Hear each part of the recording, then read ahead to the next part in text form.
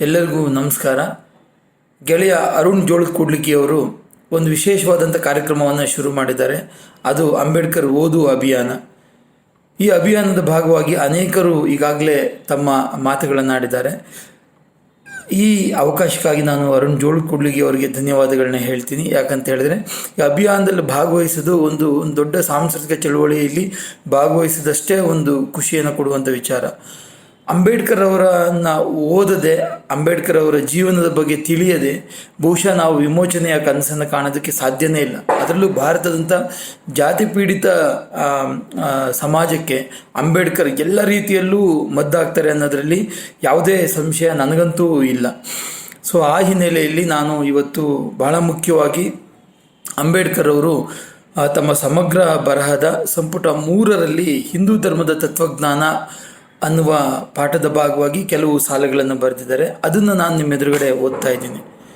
ನನಗನ್ಸೋದು ಜಾತಿ ಅನ್ನೋದು ಒಂದು ದಷ್ಟಪುಷ್ಟವಾಗಿ ಬೆಳೆದಿರುವಂಥ ಒಂದು ಆರೋಗ್ಯವಂತ ಮರ ಏನಿದೆ, ಆ ಮರಕ್ಕೆ ಹಬ್ಬಿರುವಂಥ ವಿಷ ಬಳ್ಳಿಯಂತೆ. ಅದು ಮೊದಲಿಗೆ ಆ ಮರಕ್ಕೆ ಅದು ತುಂಬ ಸುಂದರವಾಗಿ ಕಾಣ್ಬೋದು, ಆದರೆ ಅದು ನಿಧಾನಕ್ಕೆ ಏನಾಗುತ್ತೆ ಅಂದರೆ ಮರದ ಸಹಜತೆಯನ್ನು, ಮರದ ಸೌಂದರ್ಯವನ್ನು, ಮರದ ಆರೋಗ್ಯವನ್ನು ಅದು ನಿಧಾನಕ್ಕೆ ಕೆಡಿಸುತ್ತೆ ಮತ್ತು ಆವರಿಸ್ಕೊಳ್ಳುತ್ತೆ.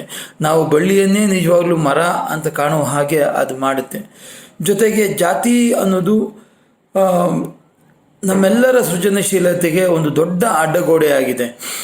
ನಾವು ಸಾಮಾನ್ಯವಾಗಿ ನಾವು ರಂಗಭೂಮಿಯಲ್ಲಿ ಕೆಲಸ ಮಾಡ್ತಿರೋವಂಥವ್ರು, ನಾವು ಯಾವುದೇ ಒಂದು ಪಾತ್ರವನ್ನು ಅಭಿನಯಿಸಬೇಕಾದ್ರೆ ಅಥವಾ ಒಂದು ನಾಟಕವನ್ನು ನಿರ್ದೇಶನ ಮಾಡುವಾಗ ನಾವು ಪಾತ್ರಧಾರಿಗಳಿಗೆ ಹೇಳೋದೇನು ಅಂತ ಹೇಳಿದ್ರೆ ಆ ಪಾತ್ರದ ಸತ್ವವನ್ನು ಅರಿ ಅಂತ. ಎಷ್ಟೋ ಜನ ಆ್ಯಕ್ಟ್ರುಗಳಿಗೆ ಆ ಪಾತ್ರದ ಸತ್ವ ಏನಿದೆ ಅದು ಅರ್ಥವೇ ಆಗೋದಿಲ್ಲ.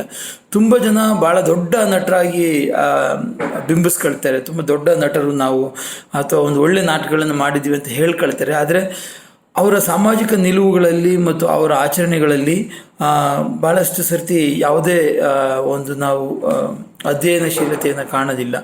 ಹಾಗಾಗಿ ಈ ಮಟ್ಟಿಗೆ ನಾನು ಹೇಳಿದೆ ಅಂತ ಹೇಳಿದ್ರೆ ರಂಗಭೂಮಿಗೆ ಅಥವಾ ಒಳ್ಳೆಯ ನಟನಿಗೆ ಅಂಬೇಡ್ಕರ್ ಅವರ ಓದು ಕೂಡ ತುಂಬ ಅಗತ್ಯ. ಯಾಕಂತ ಹೇಳಿದ್ರೆ ಪಾತ್ರದ ಸತ್ವವನ್ನು ಅರಿಬೇಕು ಅಂತ ಹೇಳಿದ್ರೆ ಪಾತ್ರದ ವಿಚಾರ ನಮಗೆ ತಿಳಿಬೇಕು. ಪಾತ್ರದ ವಿಚಾರ ತಿಳಿಬೇಕು ಅಂತ ಹೇಳಿದ್ರೆ ಆ ವಿಚಾರದ ಹಿಂದೆ ಇರುವಂಥ ರಾಜಕಾರಣ ಅರ್ಥ ಆಗಬೇಕು. ಆ ರಾಜಕಾರಣ ಅರ್ಥ ಆಗಬೇಕು ಅಂತ ಹೇಳಿದ್ರೆ ನಮಗೆ ಅಂಬೇಡ್ಕರ್ ಅವರಂಥ ಓದು ತುಂಬ ಅಗತ್ಯ. ಸೊ ಈ ಹಿನ್ನೆಲೆಯಲ್ಲಿ ನಾನು ಕೆಲವು ಸಾಲುಗಳನ್ನು ಓದ್ತಾ ಇದ್ದೀನಿ. ಅಂಬೇಡ್ಕರ್ ಸಮಗ್ರ ಬರಹಗಳು ಸಂಪುಟ 3 ಹಿಂದೂ ಧರ್ಮದ ತತ್ವಜ್ಞಾನ. ಜಾತಿ ಮನುಷ್ಯನನ್ನು ನಿರ್ವೀರ್ಯಗೊಳಿಸುತ್ತದೆ, ಅನರ್ಹಗೊಳಿಸುವ ಪ್ರಕ್ರಿಯೆಯೂ ಆಗಿದೆ. ಸ್ವತಂತ್ರ ಹಾಗೂ ಪೂರ್ಣವಾದ ಮನುಷ್ಯತ್ವವನ್ನು ಒಬ್ಬ ವ್ಯಕ್ತಿ ಸಾಧಿಸಲು ಅವನಿಗೆ ಶಿಕ್ಷಣ, ಸಂಪತ್ತು ಮತ್ತು ದುಡಿಮೆ ಇವೆಲ್ಲವುಗಳ ಅಗತ್ಯವೂ ಇದೆ. ಐಶ್ವರ್ಯ ಮತ್ತು ಉದ್ಯೋಗ ತಂದುಕೊಡದ ಕೇವಲ ಶಿಕ್ಷಣದಿಂದಲೂ ಪ್ರಯೋಜನವಿಲ್ಲ. ಶಿಕ್ಷಣರಹಿತ ಐಶ್ವರ್ಯ ಪಶು ಸಮಾನವಾದುದು. ಪ್ರತಿಯೊಂದು ಉಳಿದವುಗಳಿಗೆ ಅಗತ್ಯವಾಗಿದೆ. ಮಾನವನ ಪ್ರಗತಿಗೆ ಅವುಗಳ ಅಗತ್ಯವಿದೆ. ಬ್ರಾಹ್ಮಣನು ಜ್ಞಾನಾರ್ಜನೆ ಮಾಡಬೇಕು, ಕ್ಷತ್ರಿಯನು ಆಯುಧ ಪರಿಣತಿ ಹೊಂದಬೇಕು, ವೈಶ್ಯನು ವ್ಯಾಪಾರಿಯಾಗಬೇಕು ಮತ್ತು ಶೂದ್ರನು ಸೇವೆ ಮಾಡಬೇಕು ಎಂಬುದನ್ನು ಒಂದು ಕುಟುಂಬದಲ್ಲಿ ಪರಸ್ಪರರನ್ನು ಅವಲಂಬಿಸಿರುವಂತೆ ಎಂಬುದಾಗಿ ವ್ಯಾಖ್ಯಾನಿಸಲಾಗುತ್ತದೆ.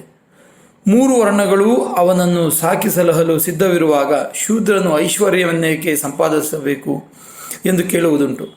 ಅಗತ್ಯವಿದ್ದಾಗ ಬ್ರಾಹ್ಮಣನಲ್ಲಿಗೆ ಹೋಗಿ ಓದು ಬರಹದ ಅನುಕೂಲಗಳನ್ನು ಪಡೆಯಲು ಸಾಧ್ಯವಿರುವಾಗ ಶೂದ್ರನು ಶಿಕ್ಷಣವನ್ನು ಪಡೆಯುವ ಕಷ್ಟವನ್ನು ಏಕೆ ವಹಿಸಬೇಕು? ಕ್ಷತ್ರಿಯನು ಕಾಪಾಡಲು ಸಿದ್ಧನಿರುವಾಗ ಶೂದ್ರನು ಆಯುಧವನ್ನು ಏಕೆ ಹಿಡಿಯಬೇಕು? ಚಾತುರ್ವರ್ಣ್ಯ ತತ್ವವನ್ನು ಈ ರೀತಿ ಅರ್ಥ ಮಾಡಿಕೊಂಡರೆ ಶೂದ್ರನು ಅಪ್ರಾಪ್ತ ವಯಸ್ಸಿನ ಬಾಲಕನಂತೆಯೂ ಉಳಿದ 3 ವರ್ಣಗಳು ಅವನ ಪಾಲಕರಂತೆಯೂ ಕಂಡುಬರುತ್ತವೆ. ಹೀಗೆ ವ್ಯಾಖ್ಯಾನಿಸಿದಾಗ ಅದು ತುಂಬ ಸರಳವೂ ಆಕರ್ಷಕವೂ ಆದ ಸಿದ್ಧಾಂತವಾಗುತ್ತದೆ. ಈ ವ್ಯಾಖ್ಯಾನದಂತೆ ಚಾತುರ್ವರ್ಣದ ಆಳದಲ್ಲಿರುವ ತತ್ವವೂ ಇದೆಂಬುದನ್ನು ಅಂಗೀಕರಿಸಿದರೂ ಈ ವ್ಯವಸ್ಥೆಯಲ್ಲಿ ತಪ್ಪಿಗೆ ಮತ್ತು ವಂಚನೆಗೆ ಅವಕಾಶವಿಲ್ಲ ಎಂದು ನನಗೆ ತೋರುವುದಿಲ್ಲ.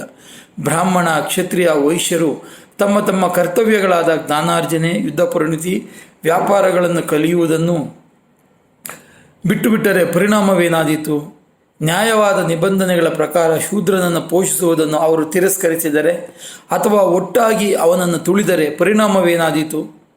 ಬ್ರಾಹ್ಮಣನು ಶೂದ್ರರು, ವೈಶ್ಯರು ಮತ್ತು ಕ್ಷತ್ರಿಯರ ಅಜ್ಞಾನವನ್ನು ತನ್ನ ಅನುಕೂಲಕ್ಕೆ ಬಳಸಿಕೊಂಡು ಅವರ ಹಿತಾಸಕ್ತಿಗಳನ್ನು ಕಾಪಾಡದಿದ್ದರೆ ಅವರ ಹಿತಾಸಕ್ತಿಗಳನ್ನು ಯಾರು ನೋಡಿಕೊಳ್ಳುತ್ತಾರೆ? ಕ್ಷತ್ರಿಯನೇ? ಶೂದ್ರ, ವೈಶ್ಯ, ಬ್ರಾಹ್ಮಣರನ್ನು ಕೊಳ್ಳೆ ಹೊಡೆಯಲು ಮೊದಲು ಮಾಡಿದರೆ ಅವರನ್ನು ಕಾಪಾಡುವವರು ಯಾರು? ವರ್ಗಗಳು ಪರಸ್ಪರರನ್ನು ಅವಲಂಬಿಸುವುದು ಅನಿವಾರ್ಯ. ಒಂದು ವರ್ಗವು ಮತ್ತೊಂದು ವರ್ಗದ ಮೇಲೆ ಅವಲಂಬಿಸಿದ್ದಾರೆ, ಅದನ್ನು ಒಪ್ಪಬಹುದು. ಆದರೆ ಮೂಲ ಅಗತ್ಯಗಳಿಗೆ ಸಂಬಂಧಿಸಿದಂತೆ ಒಬ್ಬ ವ್ಯಕ್ತಿ ಇನ್ನೊಬ್ಬನನ್ನು ಏಕೆ ಅವಲಂಬಿಸಬೇಕು? ಶಿಕ್ಷಣ ಎಲ್ಲರಿಗೂ ಬೇಕು. ರಕ್ಷಣಾ ಸಾಧನಗಳ ಅಗತ್ಯವು ಎಲ್ಲರಿಗೂ ಇದೆ. ಸ್ವರಕ್ಷಣೆ ಎಲ್ಲ ಮನುಷ್ಯರಿಗೂ ಬೇಕಾದ ಬಹುಮುಖ್ಯವಾದ ಅಗತ್ಯ.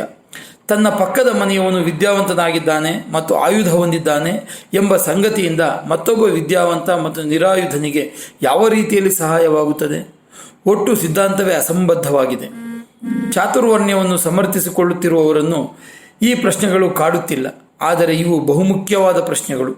ಚಾತುರ್ವರ್ಣ್ಯ ತತ್ವದ ಆಳದಲ್ಲಿರುವ ಅಂಶಗಳು ಬೇರೆ ಬೇರೆ ವರ್ಣಗಳಿಗೆ ಸಂಬಂಧಪಟ್ಟಂತೆ ಪಾಲಕ ಮತ್ತು ಪಾಲಿತ ಸಂಬಂಧವೆನ್ನುವುದನ್ನು ನಿಜವಾದ ಸಿದ್ಧಾಂತವೆಂದೇ ಅಂಗೀಕರಿಸಿದರೂ, ಪಾಲಕನು ದುಷ್ಟ ಕೆಲಸಗಳಿಗೆ ತೊಡಗಿದಾಗ ಅವನ ಪಾಲನೆಯಲ್ಲಿರುವವನ ಹಿತಾಸಕ್ತಿಗಳಿಗೆ ಯಾವ ರಕ್ಷಣೆಯ ಭರವಸೆಯೂ ಇಲ್ಲವೆಂಬುದನ್ನು ಒಪ್ಪಿಕೊಳ್ಳಬೇಕಾಗುತ್ತದೆ. ಜಾತಿಯು ಒಗ್ಗೂಡುವಿಕೆಯನ್ನು ತಡೆಯುತ್ತದೆ. ಮಹಾವಿನಾಶದಿಂದ ತನ್ನನ್ನು ತಾನು ರಕ್ಷಿಸಿಕೊಳ್ಳಬೇಕಾದ ಸಮಾಜಕ್ಕೆ ಒಗ್ಗೂಡಲೇಬೇಕಾದ ಸಂದರ್ಭ ಉಂಟಾಗುತ್ತದೆ. ತನ್ನೆಲ್ಲ ಸಂಪನ್ಮೂಲಗಳನ್ನು ಒಂದು ಗುರಿಯತ್ತ ಒಗ್ಗೂಡಿಸಬೇಕಾಗುತ್ತದೆ. ಯುದ್ಧದಂತಹ ಆಪತ್ತಿನ ಕಾಲದಲ್ಲಿ ಉಳಿಯಬೇಕಾದರೆ ತನ್ನೆಲ್ಲ ಶಕ್ತಿ ಸಾಧನಗಳನ್ನು ಸಮಾಜ ಒಗ್ಗೂಡಿಸಬೇಕಾಗುತ್ತದೆ.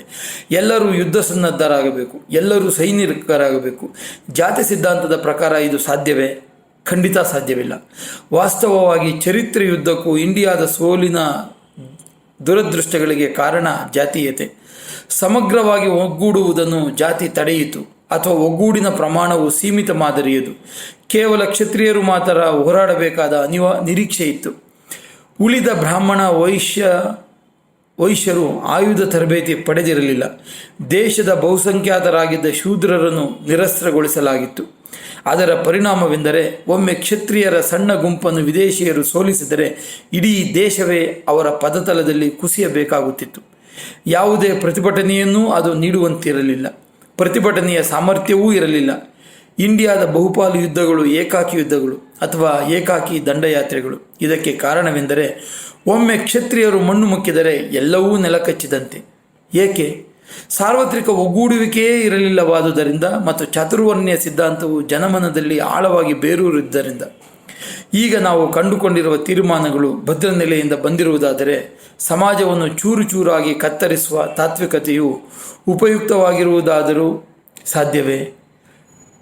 ಆಸಕ್ತಿಯನ್ನು ದುಡಿಮೆಯಿಂದ, ಬುದ್ಧಿವಂತಿಕೆಯನ್ನು ಕೆಲಸದಿಂದ ಬೇರ್ಪಡಿಸುವ ತಾತ್ವಿಕತೆ ಜೀವನದ ಮೂಲ ಸತ್ವಗಳಿಗೆ ಸಂಬಂಧಿಸಿದ ಮಾನವ ಹಕ್ಕುಗಳನ್ನು ಮೊಟಕುಗೊಳಿಸುವ ಅಪಾಯದ ಕ್ಷಣಗಳಲ್ಲಿ ಸಮಾಜದ ಶಕ್ತಿ ಸಾಧನಗಳನ್ನು ಒಗ್ಗೂಡಿಸುವುದನ್ನು ತಡೆದ ತಾಂತ್ರಿಕತೆಯು ಉಪಯುಕ್ತವಾಗುವುದು ಹೇಗೆ ತಾನೇ ಸಾಧ್ಯ?